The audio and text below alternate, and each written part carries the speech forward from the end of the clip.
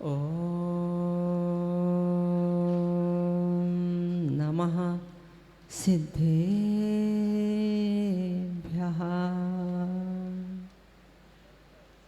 ॐ नमः सिद्धेभ्यः। शेषे पुण्यतीर्थैरे ससौ सिद्धे विशुद्ध समभावे समणेयाण दंसन चरितो वीर्यायारे ते ते सौवे समगम समगम पतेयमेय पतेयम वंदाम्य वट्टन्ते अर्हन्ते मानुषे खेते णमो अरिहन्ताणं णमो सिद्धाणं णमो आयर्याणं णमो ज्यायाणं नमो लोये सौस्थाणम्।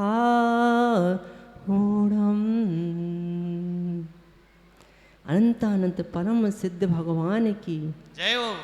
24 तीर्थंकर भगवान की, मूल नायक से आदिनाथ भगवान की, आरहत मुक्कनवासिनी सरस्वती माता की, गणाचार्य श्री विराग सागर जी महाराज की जय हो।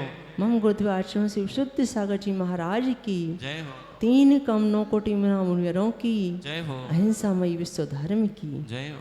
बोले परम पूज्य मुनि श्री श्रवण श्री संजयन सागर जी मुनिराज की, समस्त आचार्य संघ की। भावबंधुओं, आज पूज्य गुरुदेव के सानिध्य में हम सभी जिन वाणी सुनने आए हैं, जिनेंद्र की जो वाणी है वह अमृत भूत है, विषय सुख का विरेचन कराने वाली है, जन्म मरण का क्षय कराने वाली है। इस जिन वाणी का जो हृदय से सुनता है, धारण करता है, और उसको धारण करके उस मार्ग के बढ़ के अपने स्वात्मा की जो शुद्ध अवस्था है उसको प्राप्त करता है। शुद्ध अवस्था को प्राप्त करता है, पर कब करता है? जब उसे धारण करता है। धारण कब करेगा? जब वह सुनेगा। और सुने कब पाएगा? जब उसके पास कान होंगे। और कब सुन पाएगा? जब कोई बोलेगा। क्योंकि सुनने के लिए बोलना आवश्यक है, और बोलने के लिए वचन बल आवश्यक है, भाषा वंगना आवश्यक है। भाषा सभी बोलते हैं, 2 इंद्री से वचन बल प्रारंभ हो गया, वही बोलते हैं, पर हमें समझ नहीं आता कि वो क्या करना चाहते हैं, क्या कहना चाहते हैं। वो कुत्ता भौंकता है, घोड़ा नहाता है, इतना तो हम समझ लेते हैं कि भाई भौंक रहा है।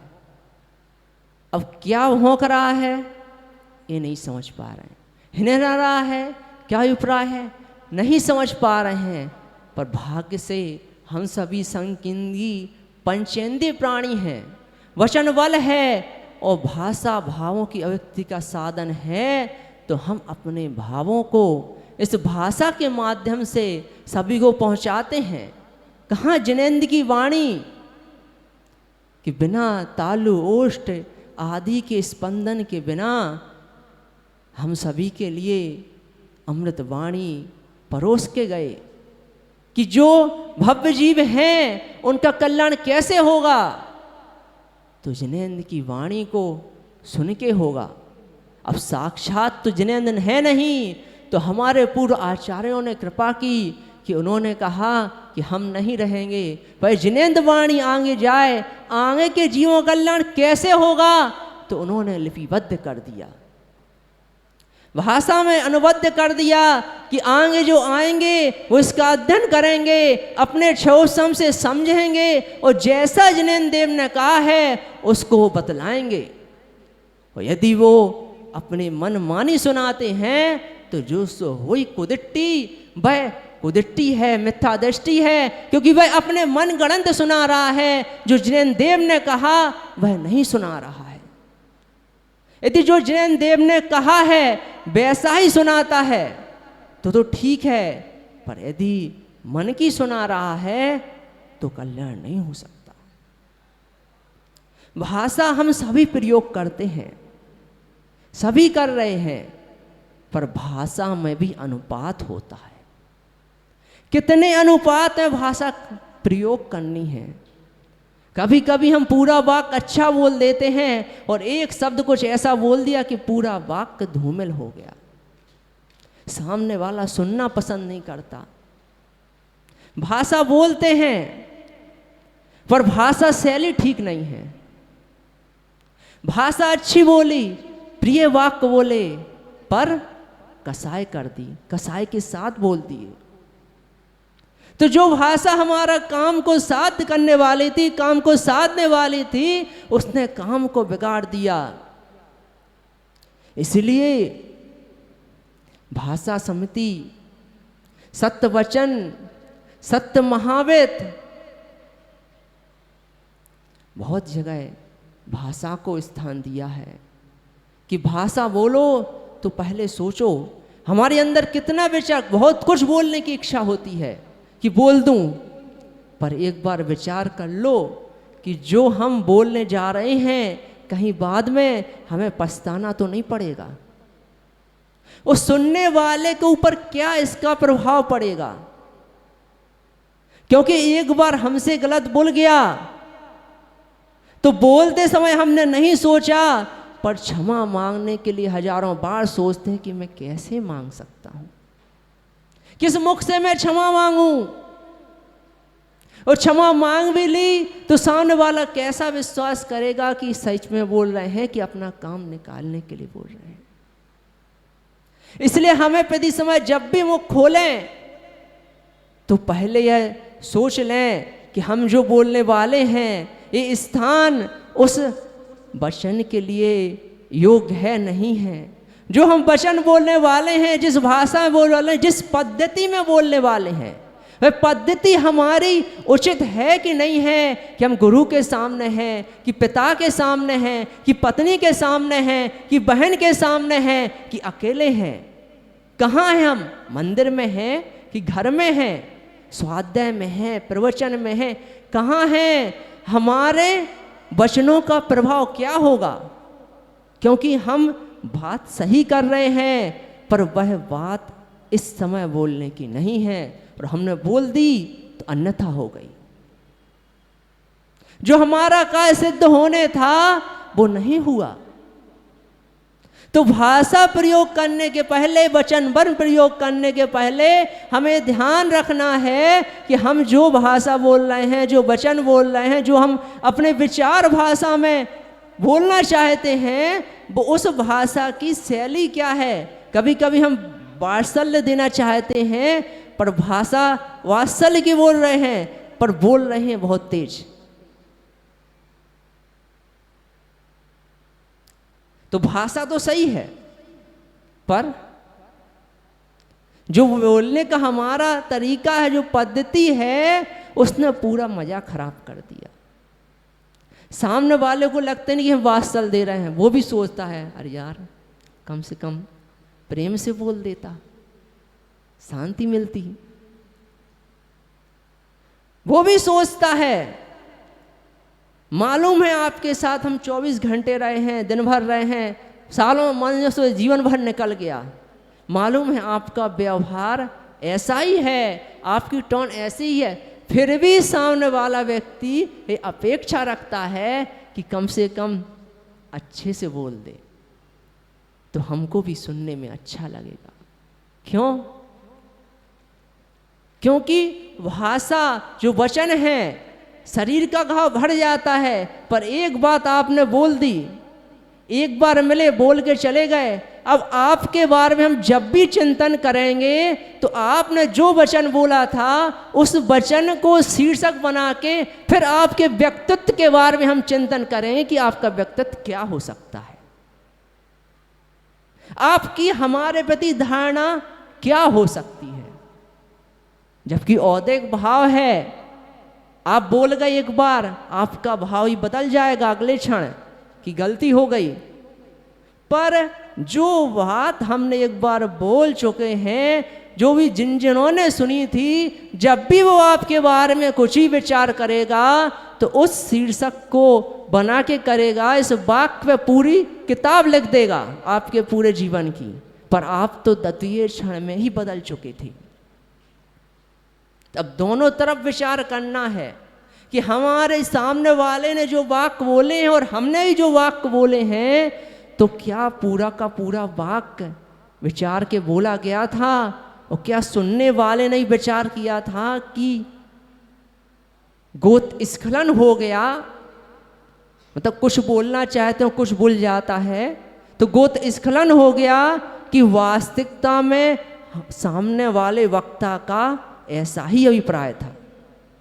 अभिप्राय ऐसा अब भी है कि अभिप्राय बदल चुका है। अभिप्राय बोलने के पहले ही वही था कि अब भी वही है।